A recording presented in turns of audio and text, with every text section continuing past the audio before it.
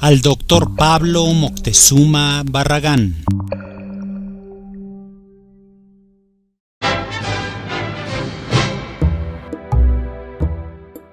Las mentiras de Hernán Cortés a 500 años de la invasión española.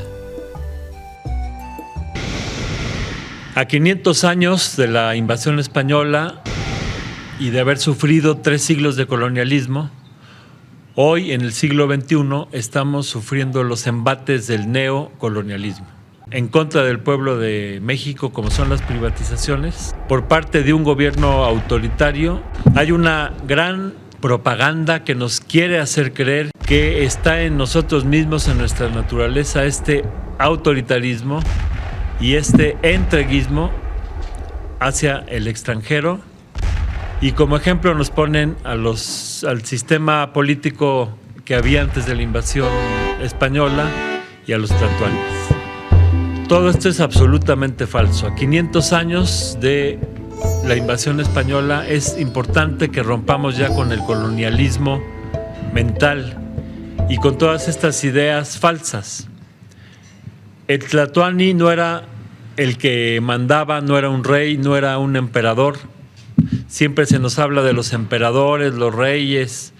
Estas eran instituciones europeas. Aquí el sistema era muy diferente. Aquí el máximo mando lo tenía un consejo llamado Tlactocan. Este consejo tenía 2 funcionarios, el tlatoani y el cihuacóatl. El tlatoani era el que hacía valer las disposiciones del consejo hacia el exterior y el cihuacóatl hacia el interior.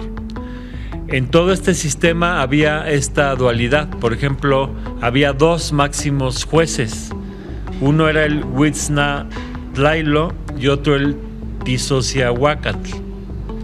Había 2 máximos jefes del ejército. Uno era el Tlacatecat, que era el encargado de los hombres, de los soldados, y otro el Tlacoxcalcat, que era el encargado de las armas. A nivel espiritual había 2 dirigentes espirituales, uno encargado de Tlaloc y otro de Huitzilopochtli. Entonces en todo había esta dualidad. El mando unipersonal, eso viene de Europa. Entonces el autoritarismo, esta imposición de una gente que manda por sí y ante sí, viene de los europeos, no es parte de nuestra herencia. Aquí no había reyes ni había una monarquía. Había calpulis, cada quien se especializaba en determinada actividad, y uno de los calpulis que agrupaba familias era donde se elegían los tlatoanis, que no eran reyes.